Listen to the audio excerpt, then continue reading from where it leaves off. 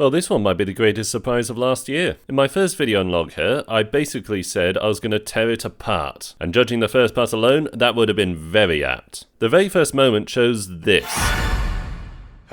Just look at this mess. Straight-ass borders that don't follow any natural boundaries, rivers that split downstream, mountains placed willy-nilly, this country somehow surviving. It's all a complete mess. That said, the first episode is alright. The exposition is very heavy, but it does a neat job establishing our protagonist as kind to others, as well as being fun to watch. Not to mention, it decently establishes his power to discern all the skills a person has and can achieve. I think the best part of this episode, however, was him standing up to his father to prove the worth of this Malkin, who he discerned as incredibly talented. Just some decent character stuff all around. After this, however, it goes downhill fast. Specifically with the next retainer he recruits. This very rude, obnoxious, boastful idiot who of course has a bunch of street orphans she's looking out for. It's like the creators knew she wouldn't be at all appealing, so threw in these children to make her seem better than she actually was. They at least come up again, but it's entirely devoid of any meaning. And after they handle some conveniently timed slavers, she shows off just how incredibly powerful she is, which was another notch down for me. First impressions, I was worried we were getting an immensely powerful team who could never struggle or face adversity. But perhaps worse than all of that was her flirting with a 5-year-old.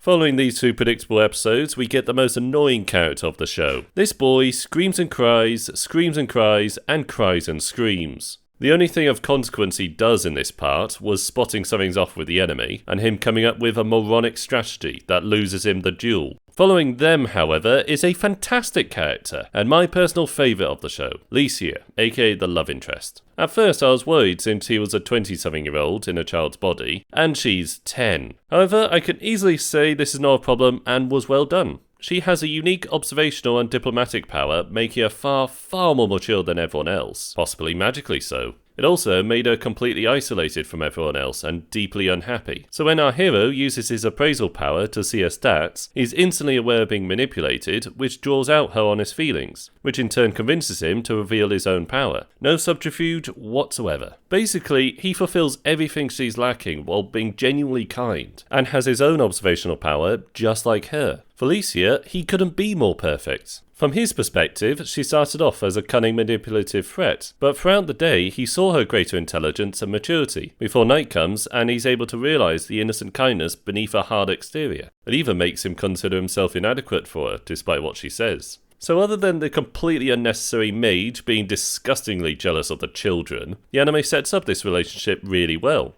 Rapid fire the next two, a shadow assassin lady who could do whatever the plot wants her to do, and an even better strategist who drinks all the time, acts idiotic and unassuming, but who predictably proves to everyone her genius by winning a one-sided duel. And that's the first part. Barring the decent relationship with the dad and revealing a forgery pact to this random noble, the plot wasn't much more than a series of insufferable and generic introductions, Ritz being the good and Licia being the great exception to this. The themes are very much absent in this part, with the sole exception of ours being unable to command because he hasn't confronted death before, which is odd since Crybaby here was allowed to command troops of his own. Even if I put the god-awful map aside, the world building was very poor. Constant amount of exposition dumps, with every setting outside the village being completely hollow. Oh yeah, and the bad guys wouldn't be out of place in Dracula's castle, fit with the evil lightning storms. So my experience was mostly laughing at the show, so when I heard part 2 was coming out, I was so excited to watch this train wreck slide into the station. But when it came around, it absolutely kicked ass. The characters made sensible, clever decisions throughout, from the diplomatic mission to the Empire's capital,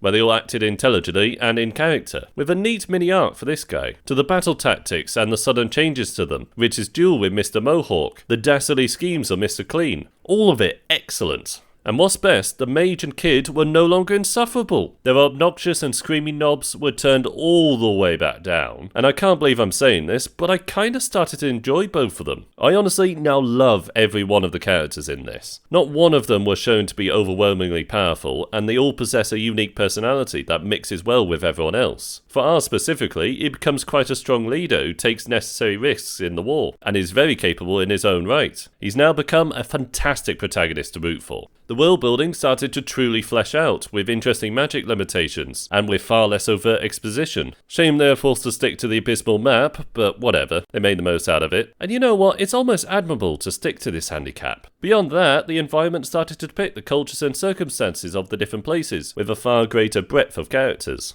Several different themes started to bloom, such as the theme of pride, of self-worth, and of the cost of war. For me, however, the best aspect of this part were the impressively clever battles. For one example, when our hero forces were facing down an army of mostly cavalry, I honestly shouted for them to form squares, and in that same moment, they did exactly that. Then an episode later, they did an incredibly clever tactic that I've never considered before. Man, the battles of this second half easily kicks the arse of Log Her's second half. It ain't perfect, there's a couple big contrivances. One where Arl suddenly upgrades his power precisely when he needs it, and another where Shadow Lady was somehow able to travel and rescue the leader in the nick of time. The animation clearly can't keep up with the battles and should have taken a page out of Genius Prints and made cutesy models instead. And oh yeah, it has by far the funniest death fake out I have ever seen. Imagine the lost the will to live bit combined with Monty Python's death message, and trying to make that serious. Oh, I was crying with laughter at that. But in short, this might actually be the first anime that started out bad and became good.